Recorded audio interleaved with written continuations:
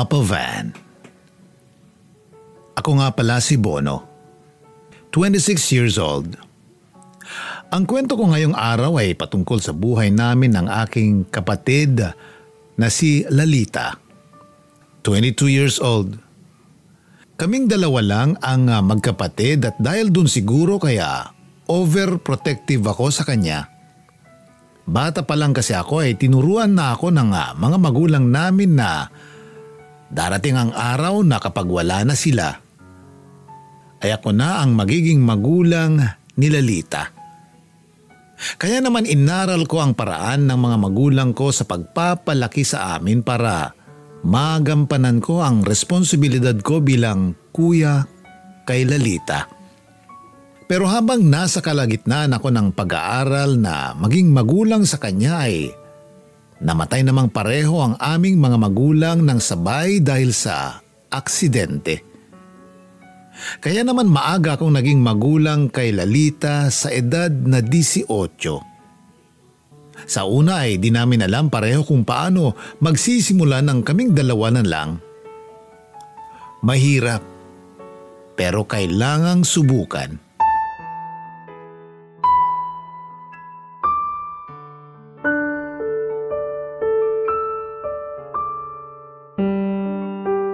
Kawawa yung bata. Paano na tayo nito ngayon, Kuya Bono?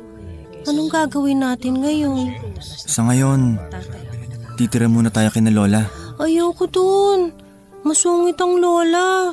Lagi akong pinapagalitan kapag magaslaw ako. Wala na tayong ibang pupuntahan. Sumunod ka na lang sa gusto niya. Dahil para rin naman sa ikabubuti mo yon at hindi sa kanya. Bakit kasi hindi na lang tayong dalawa lang? Diba sabi mo naman sa akin, parang magulang na rin kita? O bakit hindi mo simulan ngayon sa akin? Kasi, di ko pa alam kung paano. Pero tinuruan ka na ni na Mama at Papa, diba? Alam ko may mga alam ka na at pwede namang matutunan yung iba kapag tumagal, diba? Natatakot pa ako Paano kung mali ako? Paano kung di mo pala magustuhan yung pamamalakad ko sa ating dalawa? Hindi ka naman siguro tinuruan ni na Mama ng mali, diba? Diba? Hindi ka ba magagalit sa akin kung maging stricto ako sa'yo o maging masungit? Kung para sa ikabubuti ko, hindi naman. Stricto naman si na Mama pero hindi naman ako nagalit sa kanya. Gawin mo lang, may intindihan ko naman Pero sa ngayon habang inaaral ko pa kung paano maging magulang sa'yo, titira muna tayo kay Lola para may magpakain sa atin at magpaaral. At pangako ko sa'yo, oras na makapagtapos ako ng pag-aaral at makahanap ng trabaho, aalis na tayo kay Lola. Ako nang bubuhay sa'yo. Promise, Kuya? Gagawin mo yon? Kahit tayong dalawa na lang ang magkasama, masaya na ako. Sana pwedeng ganun na lang. Kung sana pwedeng ganun na lang, papayag ako. Pero hindi Komplikado pang sitwasyon natin ngayon pero balang araw, maayos din to. Kailangan lang natin magtiis. Magtulungan tayo. Diba yun naman ang gusto ni na Mama? Yun nga ang gusto nila. Tahan na. Punasan mo na ang mga luha mo. Pati yung buong mukha mo. Kailangan pa natin harapin ang mga nakikiramay. Kaya tahan na, Lalita.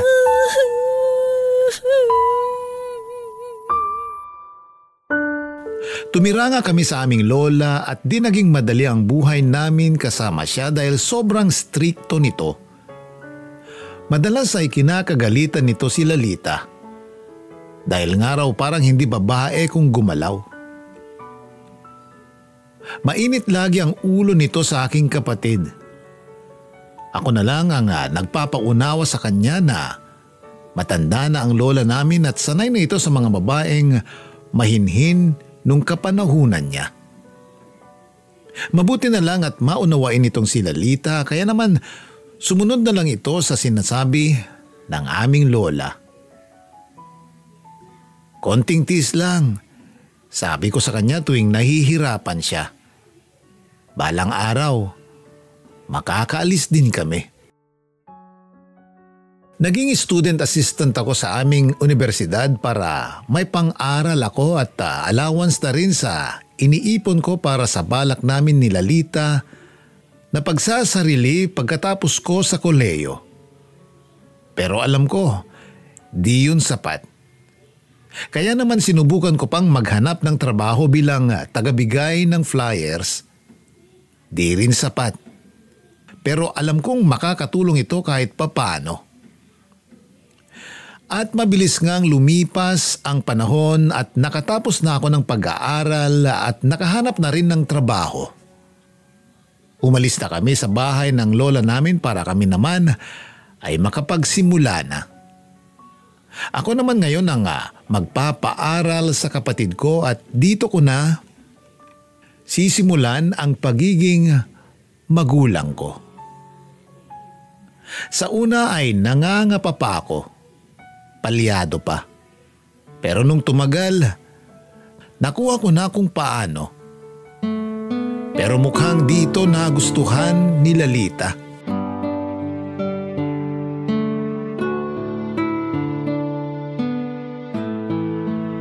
Bakit ngayon ka lang umuwi? Napasarap lang ng kwentuhan sa kablock ko. Napasarap? Anong oras na oh? 10:30. Hindi yan ang ibig kong sabihin. Ang punto ko, bakit ngayon ka lang umuwi? Anong oras na oh? 10:30 nga ng gabi. Pwede ba huwag ka mamiloso po, Lalita? Hindi ako natutuwa sa mga salita mo ha? Kailan ka ba natuwa? Lahat naman ng sabihin ko sa'yo ayaw mo eh. Ano na lang ang gagawin ko? Sumunod ka sa akin. Yun lang ang gawin mo. Mas nakakaasar ka pang kasama kaysa kay Lola eh. Mas asar kami kasama ka. Pero pinagtitiisan ka lang namin dahil mahal ka namin. Ganyan ba ang pagmamahal, kuya? Mananakal? Di ba pwede mag-enjoy naman ako kasi stressed ako sa klase. Tsaka gusto ko lang magtanggal ng pagod kasama yung mga kaibigan ko. Pero sa ganitong oras ng gabi, babae ka pa naman. Ayan na naman tayo eh. Porke babae ako. Pag kayo mga lalaki, ayos lang. Pag kami mga babae, hindi pwede. Labo. Hindi to sa pagiging babae mo lang. Kakasabi mo lang. Huwag mo akong sigawan. Tandaan mo, nasa pamamahay pa rin kita. At makikinig ka sa akin kahit ayaw mo. Sumunod ka kahit ayaw mo. Paano naman ang gusto ko? Kapag maayos sa mga bagay na gusto mo, papayag ako. Pero kung mapapasama ka sa mga gusto mo, dyan tayo magkakaproblema. Lahat naman ng gusto ko kahit tama para sa'yo masama eh. Saan ka pupunta? Mag-uusap pa tayo. Pwede bang matulog muna ako? Bukas mo na ipabot sa akin yung mga galit mo dahil pagod ako. Araw-araw ay napapalayo ang loob sa akin ni Lalita dahil sa pagiging istrikto ko sa kanya. Pero sana maunawaan niya na ginagawa ko lamang yon dahil sa pagmamahal ko sa kanya. Ako na lang ang meron siya. Siya na lang ang meron sa akin. Mula nung nawala ang mga magulang namin ay nilukuban na ako ng takot na baka balang araw, kapag di ako naging maalaga, ay mawawala na rin ang kaisa-isang pamilya ko, si Lolita. Kaya naman kung sobra man ako sa pagiging protective sa kanya, ay dahil yon sa pagmamahal. Kung irarason niya na pinagdaanan ko naman ang pinagdaanan niya sa kolehiyo, ay dun siya mas lumalabo sa akin. Nauna akong makaranas, magbinata at tumanda kaya alam ko ang galaw ng mundo para sa mga ganitong edad. Dahil pinagdaanan ko yon. Isang bagay na hindi niya maintindihan at mukhang wala siyang balak intindihin kahit paulit-ulit ko yung sinasaksak sa kanyang isipan. Sa pagdaan ng mga araw ay mas lalo akong naghihigpit kay Lalita, lalo na sa tuwing nakakapanood ako ng di maganda sa balita. Tulad na lamang ng rape, kidnap at kung ano-ano pa. Pilit kong pinapaunawa na para rin yun sa kanya pero mukhang ayaw niyang tanggapin. Hanggang sa nagre-rebelde ito at mas ginagrabehan pa ang pagiging matigas ang ulo. Naiintindihan ko naman siya sa part na gusto niyang maging malaya pero masyado pa siyang bata para sa akin. At mas alam ko ang mundo sa labas kesa sa kanya. Sinasabihan ko siyang umuwi ng maaga. Ayokong maabutan siya ng dilim sa labas pero ang rason niya, paano naman daw kung ang klase niya ay panggabi? Siyempre sagot ko, wag na wag siyang kukuha ng panggabi. Kailangang ma-check ko lagi ang schedule niya bago siya mag-enroll. Dagdag pa niya, paano raw kung may kailangan silang tapusin ng mga kaklase niya at kailangang mag-overnight? Sagot ko, hindi pwedeng mag-overnight at kailangan nilang gawin at tapusin kung anuman ang proyekto nila o group work before 7 p.m. Kung hindi man matapos ay ituloy nila sa susunod. Nalabis niyang ikinagalit dahil para raw di ako nagkolehiyo at di ko alam ang tungkol sa pag-overnight. Pero sabi ko sa kanya, ayoko nang makarinig pa ng rason niya. Kaya naman mas lalo itong nagalit at madalas ay di na ako nito kinikibo. Ang hirap ipaunawa sa kanya na lahat ng aking ginagawa ay para sa kanya.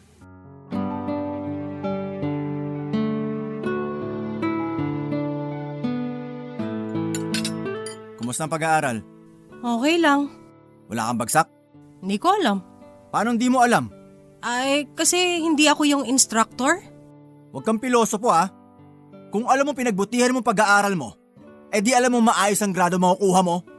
Kung pinayagan mo ako sa mga pa-overnight namin para sa school requirements, di sana alam kong pasado na ako. Hindi lang sa pag-overnight ka makakakuha ng mataas na grado. At saka alam ko namang walang nangyayari kapag nag-overnight kayo ng mga classmate mo. Dahil madalas, puro kwentuhan at tawanan lang. Yung iba nga nagiinuman pa eh. Kaya wag mong irarason sa akin na nakadepende sa overnight ang pagpasa mo sa klase. Di okay. Saan ka pupunta? Pupunta na sa kwarto para mag-aral. Gusto mong gumanda grades ko, di ba? Kakasimula mo palang kumain. Hindi mo pa nagagalaw ang kanin mo tapos aalis ka? Wala na akong gana. Wala kang gana dahil napagsabihan na kita. Ay naku, umayos ka nga. Hindi ka na bata para magpakita ng ganyang ugali. At ikaw, hindi naman kita magulang para magpakita ng kunwaring pagiging mature mo sa sitwasyon ko, ha? Babalik ba tayo uli dyan? Baka nakakalimutan mo. Sa akin ka binili ng mga magulang natin bago sila mamatay. Kaya wala kang karapatang magalit sa ginagawa ko. Wala nga sana pero sobra ka na. Kung umasta ka, mas malala ka pa kina mama at papa Lalong-lalo na kay Lola. Actually, mas gusto ko pa kung paano mamalakad si Lola kaysa sa'yo di bumalik ka doon! Tingnan natin kung matagalan mo pangungutya niya sa pananamit mo at makeup mo. Isama pa natin ang mga galaw mo na parang pakawalang babae. Mas gugustuhin ko na yon kesa maipit dito sa pamamalakad mo sa buhay ko na akala mo ikaw ang may karapatan sa buhay ko na akala mo sa'yo nakadepende ang hininga ko. Huwag mo ka pagtasa ng boses! Tandaan mo!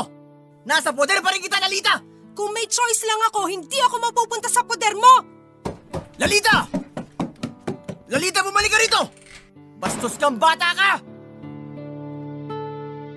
Yun na ata ang pinakamalalang naging away namin ni Lalita. Medyo sumikip ang dibdib ko noon kaya naman di ko na lang siya pinatulan pa. Hinintay ko na lang na pareho kaming kumalma.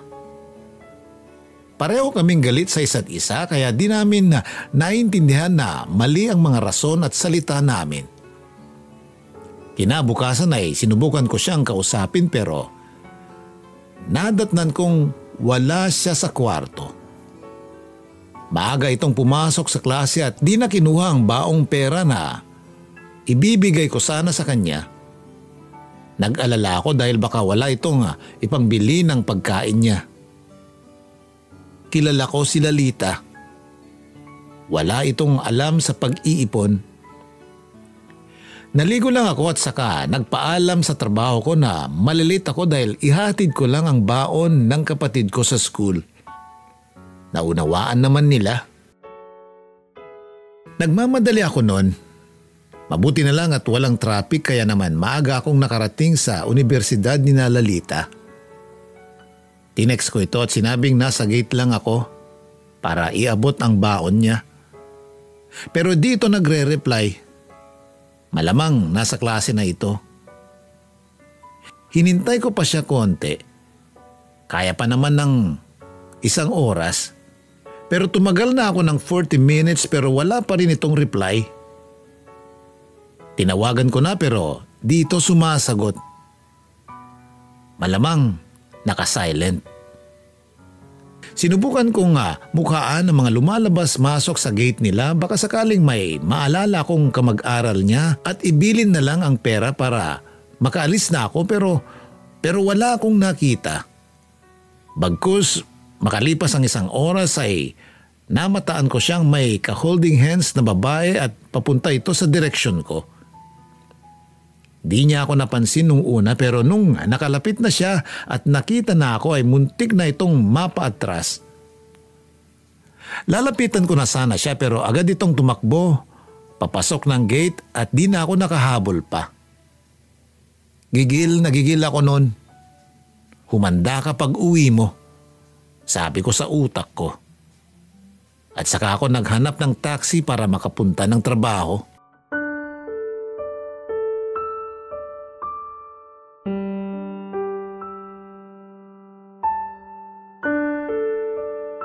Sino yung babaeng kasama mo kanina? Wala. Kaklase ko. Kaibigan ko. Kaklase? Kaibigan? Naghalikan kayo at naglalambingan habang naglalakad. Sino yun? Magtatanong ka pero ayaw mong maniwala. Hindi ko na alam kung ano pa isasagot ko sa'yo. Isagot mo ang totoo. Kung ano na lang sa tingin mo ang sagot sa tanong mo, yun na lang. Pagod na ako sumagot. Pero hindi mo naman tinatanggap. Sumagot ka. Bahala ka na nga. Desisyon mo na sa sarili mo kung anong nakita mo. Ikaw ang nakakaalam kung sinong kasama mo. Kahit naman alam ko at sumagot ako, hindi mo pa rin tatanggapin dahil may iba kang sagot sa isip mo. Pwede ba, kuya? Sumagot ka! Huwag mong pinapainit ang ulo ko! Lagi namang mainit ang ulo mo sa akin eh. May bago pa ba?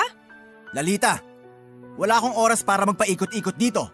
Umamin ka na kung sinong babaeng kahalikan at ka-holding hands mo. Napakadaling gawin. Talaga? Madaling gawin? Lahat na lang ng ginagawa ko sa bahay na to hindi madali kasi lagi kang may puna. Lagi akong mali. Ikaw lagi yung tama. Saan ako lulugar? Anong sasabihin ko? Sige nga kuya, kung ikaw ang tama lagi, ano ba ako dito? Huwag ka magpasa ng ibang tanong sa akin at sagutin mo ang tanong ko! Utak mo na lang ang sumagot sa... Huwag na huwag mo akong sisimulan, Lalita. Huwag na huwag mo akong sisimulan. Hindi na ikaw ang Kuya Bono na kakilala ko. Ibang-iba ka na. Sino ang babaeng yon?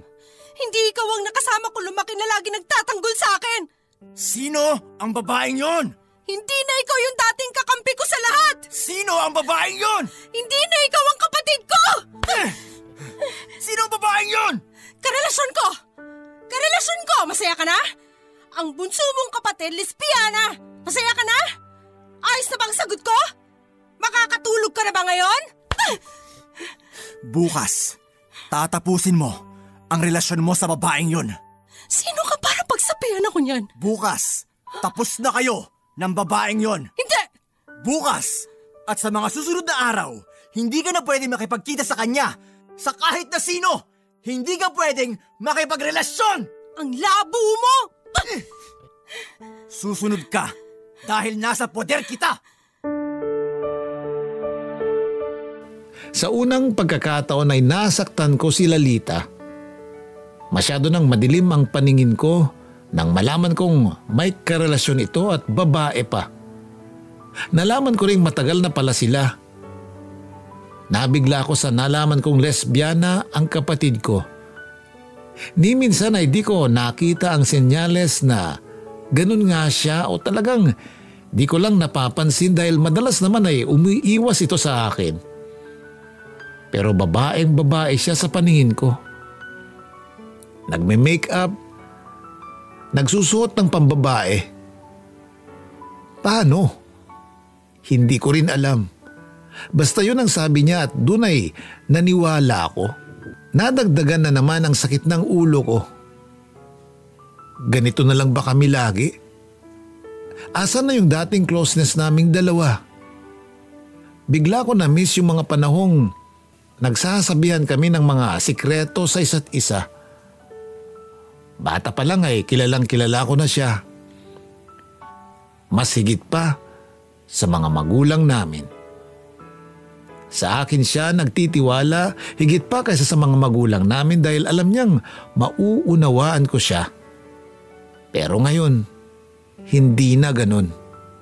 Wala na itong tiwala sa akin. Ayaw na nitong magtiwala sa akin. May kasalanan din naman ako dahil mula nung magkasama na kami sa iisang bahay ay wala na akong ibang ginawa kundi ang husgahan ang bawat galaw niya. Mukhang tama nga siya.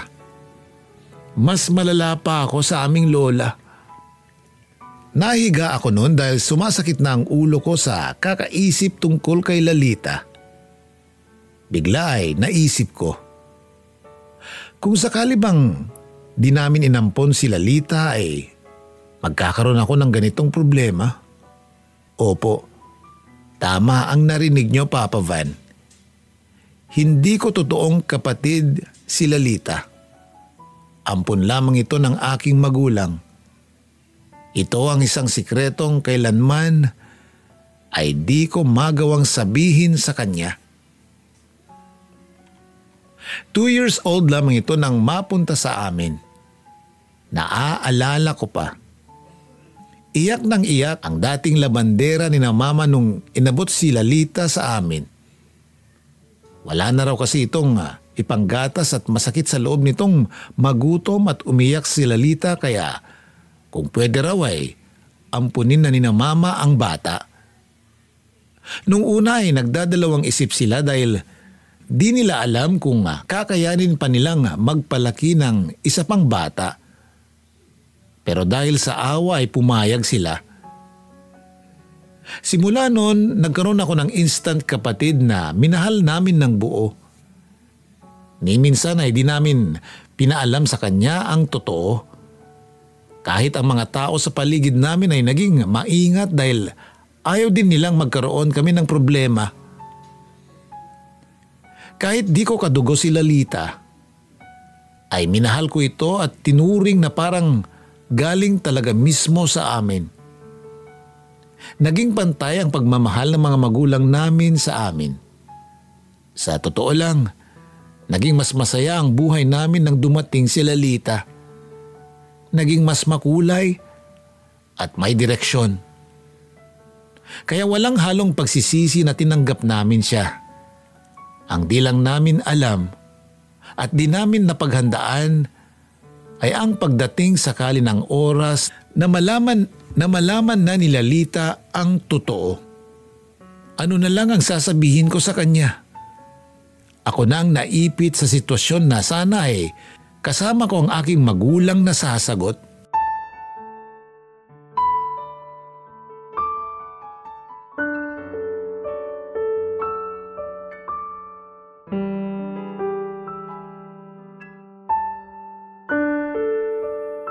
Nakipagkita ka na naman sa girlfriend mo, no? Hindi. Nag-review kasama ng mga kaklase ko. Pwede ka namang mag-review na mag-isa dito sa bahay, ah. Kailangan ba talaga group? Pwede ba? Kung ayaw mo maniwala, huwag ka nang magtanong. Ikaw lang din ang nag-aaksaya ng sarili mong oras. Kaya ako tinatanong kasi gusto kong malaman ang totoo. Kahit totoo naman ang sasabihin ko, hindi ka rin maniniwala. Para saan pa, di ba? Ah, ganon. Kaya ka ba nagsisinungaling? Di ko alam yung sinasabi mo. Sinundan kita kanina. Wow! Sobrang dami mong time para gawin yan. Alam kong kasama mo ang babaeng yon, Lalita. Alam ko. Hindi ko alam yung sinasabi mo. 1 p.m. Imbis na nasa klase ka, andun ka. At kasama ang GF mong nag-check-in sa isang motel malapit sa school nyo. Gusto mong malaman kung saang motel yon? Hindi ko alam ang sinasabi mo. Ah, talaga nagmamatigas ka pa, ah. Mukha talagang di ka aamin, ah. O eto, pictures nyo yung dalawa ngayon. Check mo lahat para magsabi ka na ng totoo. Talagang wala na akong laya sa'yo, no? Hanggat nasa poder kita, susunod ka. Hanggat nasa poder mo ko? Okay, sige. Saan ka pupunta? Aalis sa poder mo para maging malaya.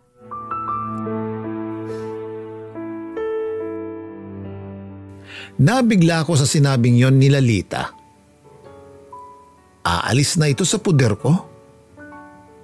Bakit? Makakaya ba niya na wala ang tulong ko? Sinong nagsabi sa kanya na makakayanan niya ito nang walang suporta galing sa akin? Hindi. Hindi siya pwedeng umalis. Pipigilan ko siya. Hindi siya pwedeng mawala sa puder ko. Dito lang siya sa bahay. Kahit hanggang tumanda siya at wala akong pakialam. Kaming dalawa na lang ang magkasama ngayon at di pwedeng magkalayo pa kami. Hindi siya pwedeng umalis. Mas lalong di siya pwedeng sumama sa karelasyon niyang babae. Hindi ako papayag na ang babaeng yun ang magwagi sa laban naming ito ni Lalita. Sinisisi ko ang girlfriend niyang yun. Pakiramdam ko siya ang lumalason sa isip ni Lalita kaya lumakas ang loob nitong umalis sa puder ko. Pues, nagkamali siya. Hindi pwedeng umalis si Lalita. Dito lang siya. Akin lang siya.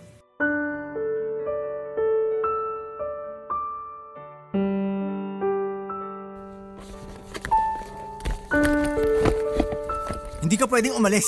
Pwede. At kaya ko. Anong kaya mo? Wala kang ipon eh. Wala kang alam ng trabaho.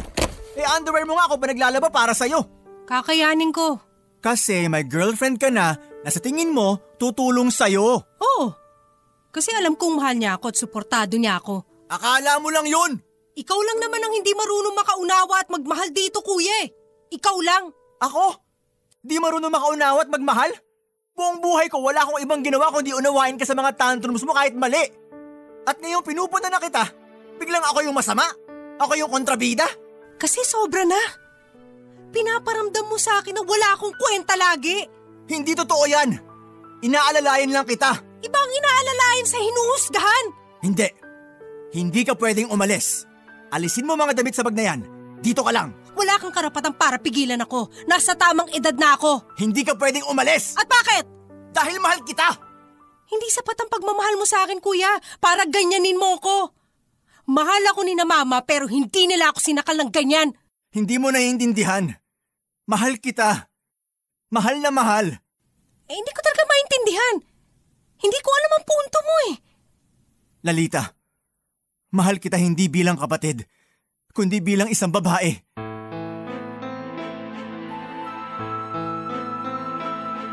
Ano? Narinig mo bang sinasabi mo? Kilabutan ka? Matagal ko nang nararamdaman to sa'yo.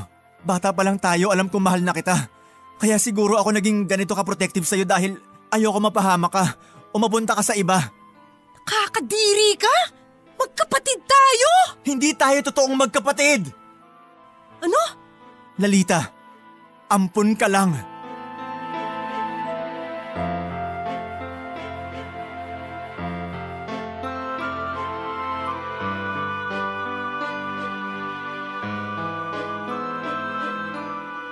Di nagsalita noon si Lalita nang ibagsak ko sa kanya ang katotohanang ampun ito. Naiintindihan ko naman siya.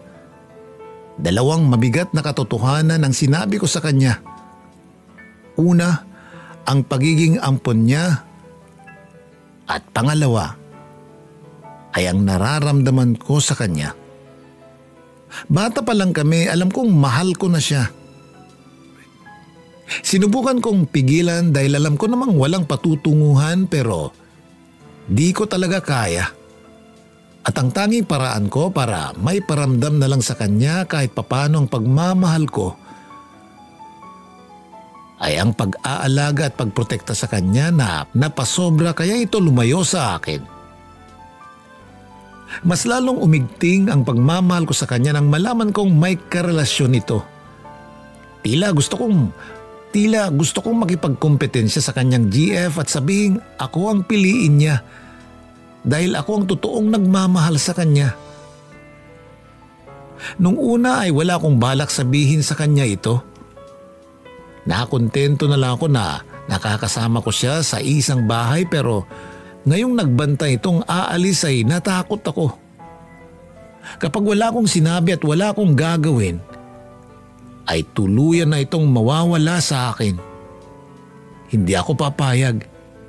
Hindi ko siya papakawalan. Pero bigo ako. Dahil kahit sinabi ko sa kanya ang totoo, ay umalis pa rin ito. Ilang beses ko siyang hinila para di makaabot sa aming pintuan pero bigo ako. Mas lumakas ito para iwan ako nang malaman niya ang totoo. Kitang-kita ko ang diri at galit niya sa kanyang mga mata. Hindi ko siya masisisi. Nakakabigla ang mga sinabi ko. Sinubukan ko siyang kausapin. Ipaliwanag sa kanya ang lahat pero tumanggi ito. Nakontento na ito sa mga sinabi ko para tuluyan ng talikuran ako. Hanggang ngayon, di ko alam kung pagsisisihan ko ba na sinabi ko sa kanya ang totoo. Dahil kasi sa sinabi ko, mas lalo siyang lumayo. Di ko alam kung may tsansa pa na bumalik ito para iklaro rin sa akin ang lahat kapag humupa na ang pagkalito nito at galit.